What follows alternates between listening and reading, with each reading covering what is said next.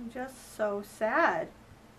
I don't think any death in this series has affected me the way that this one did. Not the Red Wedding, not Cyril Farrell, not Gren or Pip or anybody.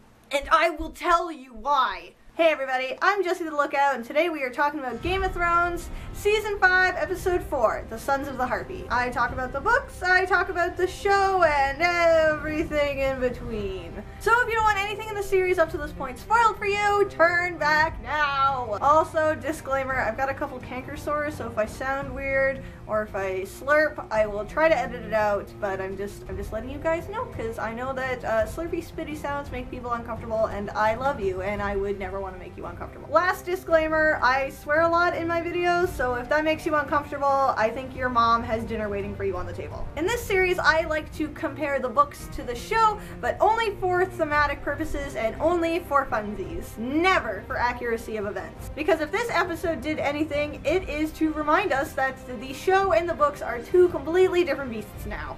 So let's get started. I'm going to start with Dany and Meereen because I had a lot of feelings about what happened with her. Then I'm going to head west over to Volantis, hang out with Tyrion and Jorah for a little while, then head further west to hang out in Dorne, head a little bit north-ish to King's Landing, then head super north to Winterfell, and then finish with things up on the Wall. So right away in Meereen we get to share this lovely moment between Dany and Barristan where Barristan talks about Rhaegar, Dany's older brother. This is the man she named her middle dragon after and who is mentioned 2 times in this episode, and we haven't heard anything about Rhaegar in like forever. The first time was in episode 1 by Bobby B when he was talking about how he dreams of killing Rhaegar every night.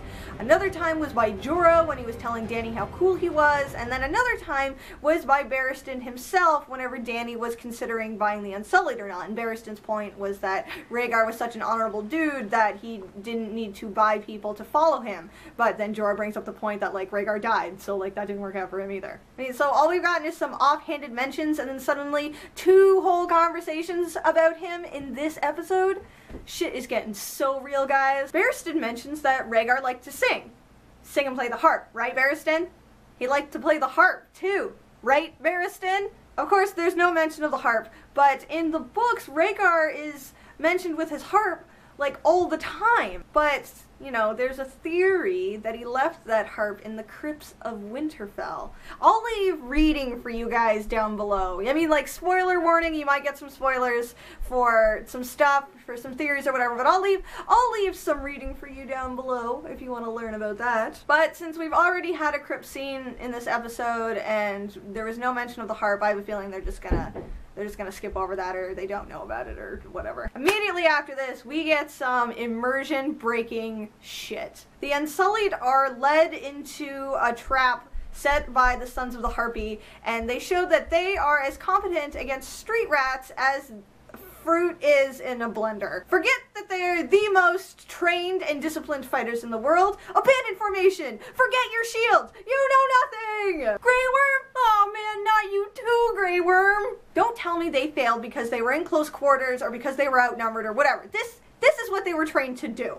Best fighters in the world. Please feel free to leave arguments justifying this mess in the comments down below. Oh no, Barristan, what are you doing? Why aren't you wearing any armor, Barristan? No, don't do it! We get a Barristan POV chapter in the books, and in the books he mentions how important armor is for a knight's identity, and he wears it everywhere. Daenerys gives him his own set of armor when he joins her Queensguard. It's got like dragons on it and shit. He even wins a fight because of the advantages that it provides. Someone actually pointed out that the armor he's wearing in this scene would actually be really helpful against a fight like this, but because leather cuts like butter in movie land, it does nothing. It protects him from nothing. Oh god, this hurt me. It hurt me so bad. I mean, it wasn't in the books, and like that's fine, you know, whatever. That's not the problem. The fact that he didn't die in the books is not where I take issue with this. A big part of the Sons of the Harpy is that they are overprivileged assholes. That means they don't have any training. And in this scene, they have knives. They're fighting Unsullied and Sir Barristan the Bold with knives. They're not even wearing armor. And just look at the way this guy walks up to the Unsullied and just slits his throat. Like, you didn't see that coming? You're probably stronger than he is because you're a trained fighter. Like, what the fuck? Granted, Barristan took out a lot of them before they took him down, but just listen to the way people talk about Barristan's fighting skills. You killed Sam and Thoery with the counter riposte. Best move I ever saw. Good fighter, Thoery. But he lacked stamina. I'm glad we never met on the field, Sir Barristan. As is my wife. I don't think the widow's life would suit her. You're too modest. I've seen you cut down a dozen great knights. My father once told me you were the best he'd ever seen. I never knew the man to be wrong about matters of combat. He was a painter. A painter who only used red. I couldn't imagine being able to fight like that. Not back then. And to help him do it, to be a part of something that perfect. Even now I could cut through the five of you like carving a cake. And then he just dies. All men must die, but not all can die in glory. Don't give me your foreshadowing bullshit. That doesn't make it okay. So I know that in Song of Ice and Fire, the rule is Valor Morgulis. All men must die. Don't ever think your favorite character is safe. It's just good practice not to. But the thing about A Song of Ice and Fire is that nobody dies for no reason. There are no shock value deaths. Believe it or not, in the grand scheme of the whole saga, every death serves a purpose. Not Ned Stark, not Syrio Forel, not the Red Wedding, not anyone. What purpose will Barristan's death serve the rest of the story? We don't know. We don't know. We will just have to wait and see how things go. But right now, where I'm sitting, Dany no longer has anyone on her council except for Hizgar, which means that Hizgar is going to be able to influence her to open the fighting pits. An issue that I'm so fucking glad they haven't resolved that yet. But I'm worried that Barristan died for the fighting pits. And that frustrates me. That frustrates me a lot. I'm worried that they fridged Barristan for Dany angst. And I don't like it when characters are fridged. I mean, I don't like it when girls are fridged. I don't like it when boys are fridged. I don't like it. It's my least favorite trope, really. One of, let's be honest. There's lots that aren't awesome, but fridging is not, I can't even articulate. I'm so upset. But that's pretty much all we get of Dany Land right now, is the loss of such an amazing character, and truly the loss of what could have potentially been one badass fucking fight. And I'm not talking about this alleyway soundstage bullshit. I mean, like, there's a fight that we don't get to see now where Barristan just fucking kicks so much ass, and he demonstrates why he is Barristan the Bold, the greatest fighter in the Seven Kingdoms. I hear a baby whining, and I don't know if it's making fun of me or not. But that's all. That's it. Let's just R.I.P. Barristan the Bold and move on west over to Volantis. We actually opened the episode with a random fisherman. What are you doing there, buddy? You fishing? That's pretty cool. Oh man, Jorah, why you gotta be like that? Here's that money you probably would have preferred to get while you were conscious. Here's hoping nobody steals it from you while you're sleeping. The scenes with Jorah and Tyrion are really only here to reassure everyone that Jorah is in fact taking Tyrion to Daenerys, not to Cersei. Which, I mean, like, duh. Obviously, Jorah hopes to be put back on her Queen's Guard since she obviously has room now. I did enjoy Tyrion figuring out who Jorah was based on his sigil. Jorah is from Bear Island, which is currently being held by the Mormont women, the same women who sent Stannis that hate letter back in episode 2. Jorah also lets Tyrion know that when you talk shit, you get hit. I'm a little disappointed we didn't get a clip of Varys shitting his pants in Volantis when he realized that Tyrion had gone missing. But alas, that's all we get for Team Tyrion right now. And then we can go right on to Dorne, where we see Jaime and Bronn being bros. First though, we have to watch Jaime stare longingly at Tarth as it floats by. What's a Tarth? Who's in Tarth? Why do we give a shit about Tarth? Well, Tarth is only the home of the most honorable knight in Westeros. Maybe one day, Jaime. Keep an eye out for a crow from the Riverlands, I guess. I got pretty much all the shenanigans I wanted from Jaime and Bronn in this episode. They kick a lot of ass, and Jaime totally cheats with his golden hand, which, you know, was kind of a sick move on his part. There were a couple of pretty cool sword fights in this episode, including this one, but Bronn cracks out a couple of lines that I want to talk about. First of all, this one. How do you want to go? In the arms of the woman I love. She want the same thing? Maybe a lesser fangirl would let this pass by, but not me. For the hands of gold are always cold, but a woman's hands are warm. If Jaime wants to die in Cersei's arms, it's gonna be after he chokes the life from her as the Valonqar. Hey, I'm not saying it's proof, I'm just saying. Maybe Jaime will get his wish after all. The second thing I want to talk about is an ongoing theme that we've seen throughout this episode. We're rescuing my niece, bringing her back to her family. Your niece? This was the show's way of saying that nobody, not anybody, believes that Cersei's children were sired by Robert Baratheon. This, coupled with Tommen's pathetic attempt at entering the Sept, Bastard! You're an abomination! Spawn of sin!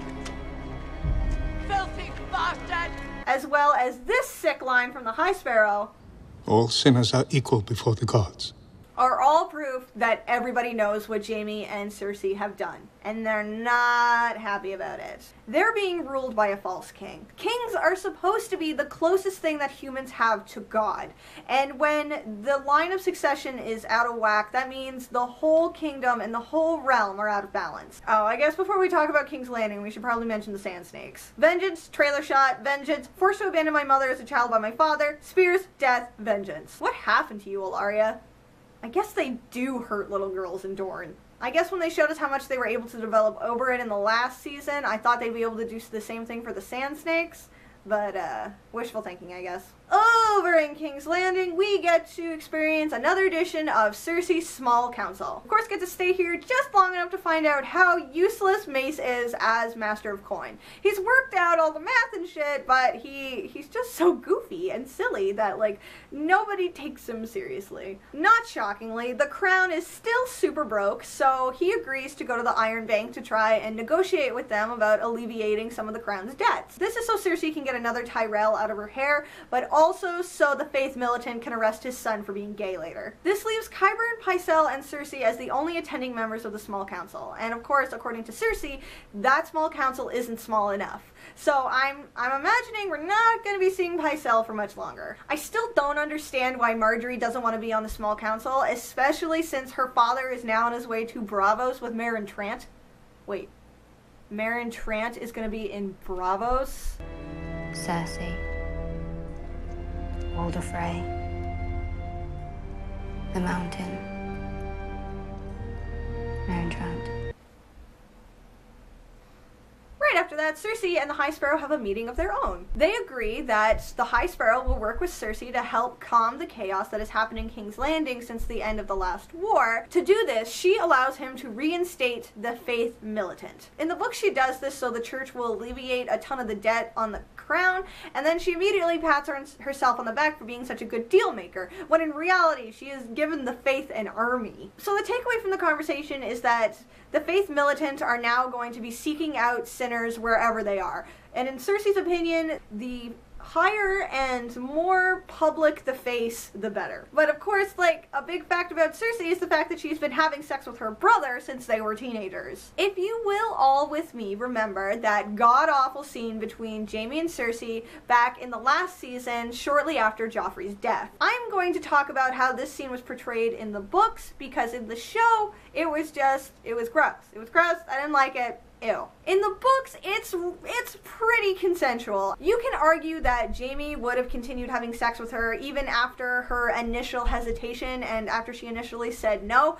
but she makes it explicitly clear that she wants his D. This is the first time they've seen each other in almost a year. The show wonks it up a little bit by having Jaime come back early, but in the books, this is the first time they've gotten to see each other. They thought that they could have been dead, they maybe would have never seen each other ever again, and in this moment, they don't give a fuck. They're so excited to see each other that they have consensual, incestuous sin on the altar of their dead bastard son. The fact that this was consensual is very important, not just for the social justice reasons, but because this is a big fuck you to the gods, to everyone, to the kingdom, to everyone, because in this moment, all they want is to be together.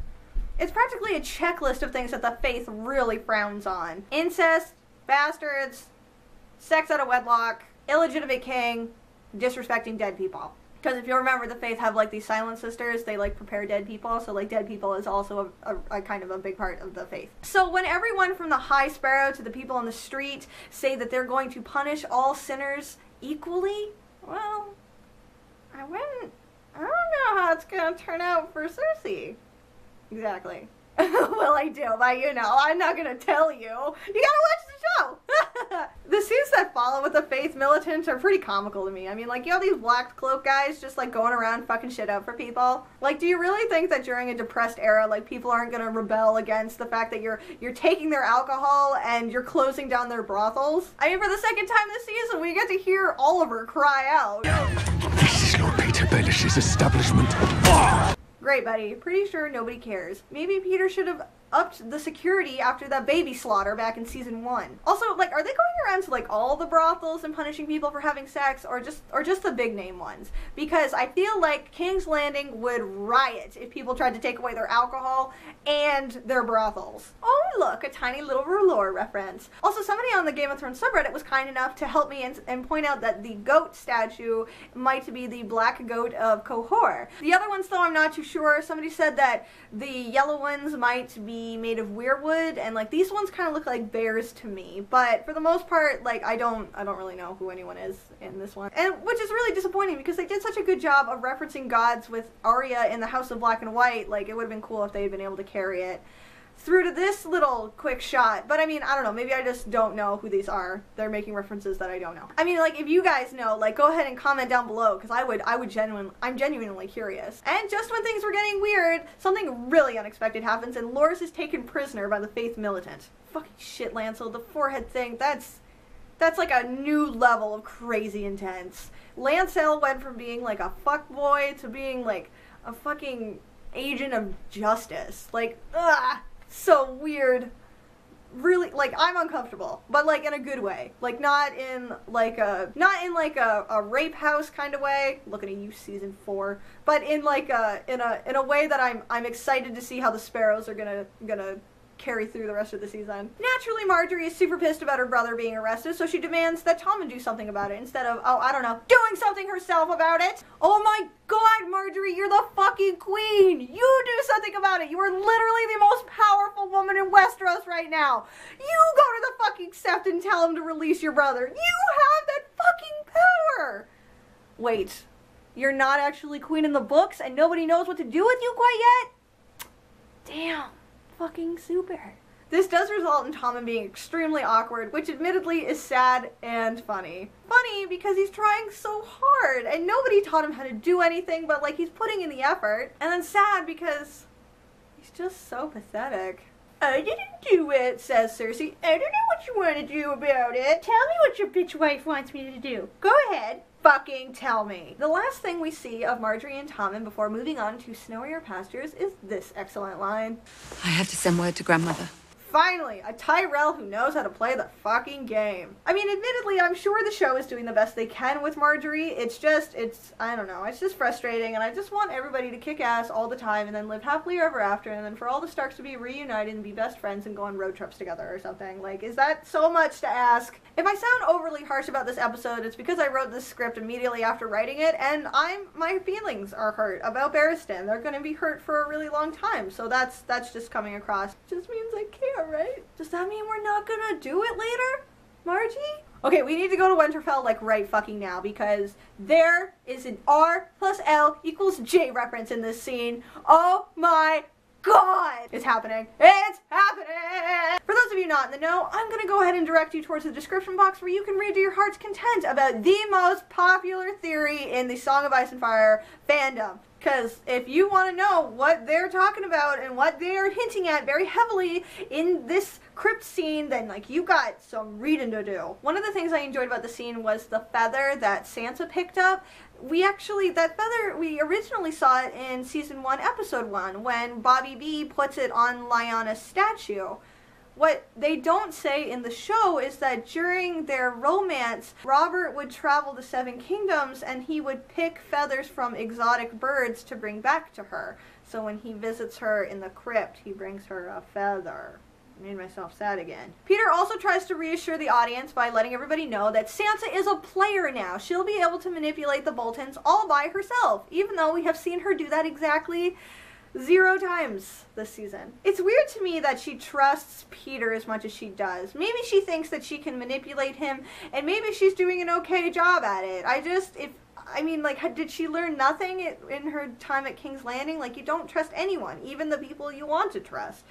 You trust, like, Cersei told her to only trust her children. Ew, I hate it. Oh, it's so gross. It's so gross.